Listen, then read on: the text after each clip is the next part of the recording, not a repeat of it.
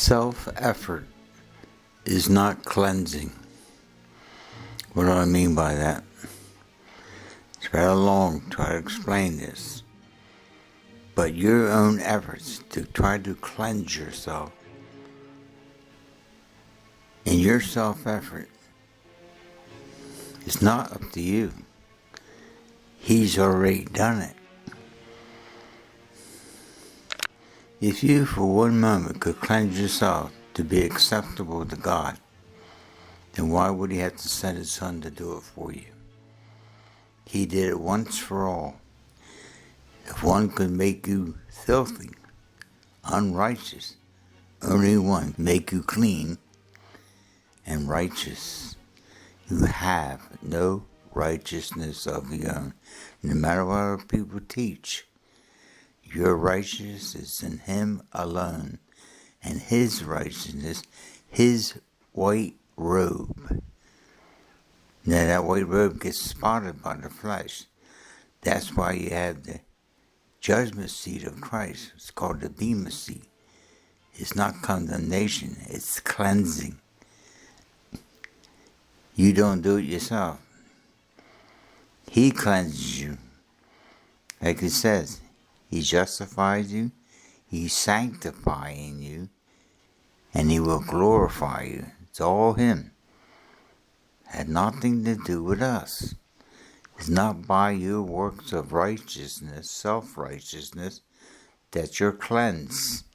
Going about establishing your idea of righteousness, you can run the risk of forfeiting the righteousness of Christ and that white robe. I can't tell how many people believe the opposite of this. Thinking by,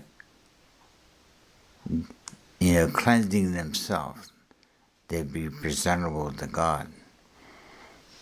Remember, you have no righteousness of your own. You never could have acquired it. He acquired it once for all, complete. He restored you, reconciled you back to the pure and holiness that you are in your spirit. Your spirit never fell. It's your carnal mind that fell. That's why He comes to save your soul, your thinking. That's why Paul said in Romans 12, I beg you, brethren, by the aforementioned mercies of God. He spent 11 chapters to get you to see this. I beg you by the aforementioned mercies of God that you present your bodies a living sacrifice, holy, acceptable unto God. This is your reasonable service. It's the changing of your mind. By the renewing of your mind, He says. This carnal mind, you got to see this mind of Christ that's in you, that grieves for you. That's why Paul discovered that in his fleshly makeup, of race, culture, creeds, and gender, there was nothing good. The more he tried to be good and keep the law, he missed the purpose of the law. To expose you. Going about establishing your idea of righteousness, your righteousness would be like filthy rags. Throw away your filthy rags and take on the robe of His righteousness. And the sad part is you'll have it spotted by the flesh because you'll listen to these people around you that try to get you to cleanse yourself. That cleansing is at the judgment seat of Christ, the Bema seat. And it's not wrath, it's cleansing. Go to it now, or you will go to it at the Bema seat of Christ. The cleansing of your idea of righteousness, who you thought you were, hiding the fact that who you truly are in your spirit, the offspring of your Father, pure and holy.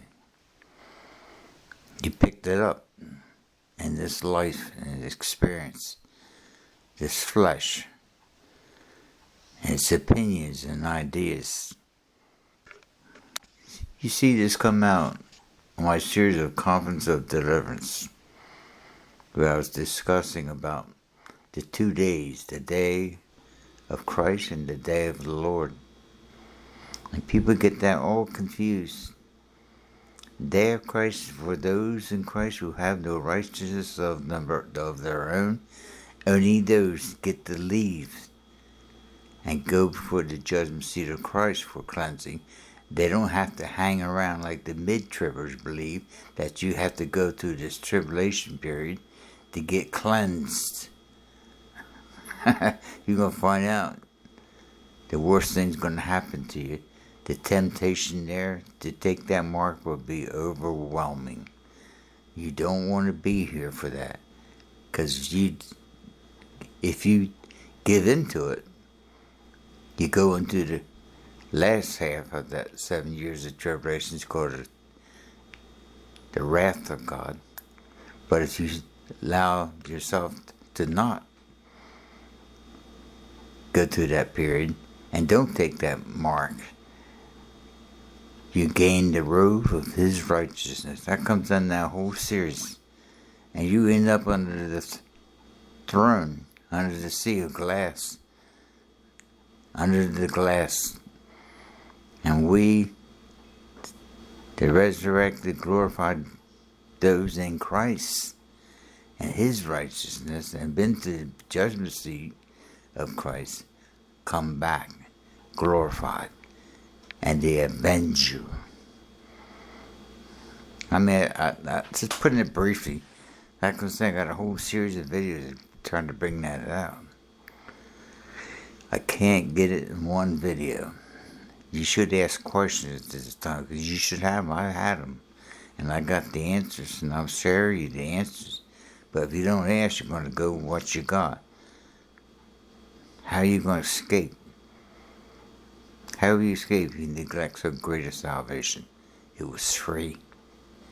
He did it all, complete. You better run back and embrace that and His righteousness, and not thinking you're going to do something to gain it. There's nothing you could have ever done to gain this. You have the sin nature in you. You'll have it to the day of Christ, and at the bema seat of Christ, that sin nature takes its final blow. And it's removed completely.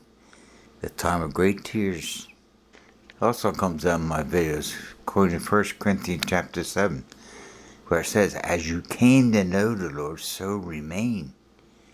Don't go trying to change yourself, independent from God, and become self-righteous. If you were circumcised, don't seek to be uncircumcised. And if you were not circumcised, don't seek circumcision. I mean, the symbols, get past the stupid symbols. Circumcision is of the heart, surrendering this mind, cleansing of this mind. And it becomes your reasonable service, not a human physical self-effort trip, thinking they're pure and holy. Because the traditional, dirty dozen, I don't smoke, drink, swear, never commit adultery, blah, blah, blah, a whole list of the dirty dozens. Think I didn't do any of these things, so I'm going to get to escape because of my efforts. No, you're not. You're going to stay here to find out. Sorely tested, as you never were tested before. You'll find out. Have you ever looked at a woman? You've already committed adultery. If you hated anyone, you've already committed murder. You got to see that. If you're not, you're going to see it during that tribulation period. First 3.5, if you don't escape and get to leave this world, you'll have to find out that you was wrong. You had no righteousness. You never could have gained it. You had all you got by the skin of your teeth. His grace was sufficient, and you get to escape this world alive.